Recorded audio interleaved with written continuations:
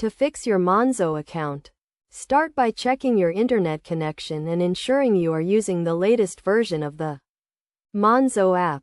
If you are experiencing issues with logging in, try resetting your password by tapping Forgot Password on the login screen and following the prompts.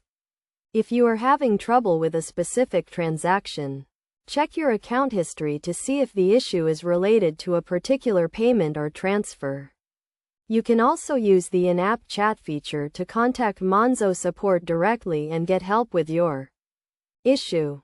To resolve account restrictions, check your email for any messages from Monzo and respond to any requests for verification or information. Make sure your account information is up to date, including your address and phone number.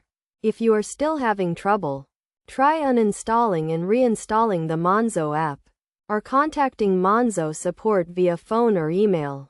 When reaching out to support, be prepared to provide your account details and a clear description of the issue you are experiencing. By following these steps, you should be able to fix your Monzo account and get back to managing your money with ease. Remember to always keep your account information up to date and monitor your account activity regularly to prevent future issues.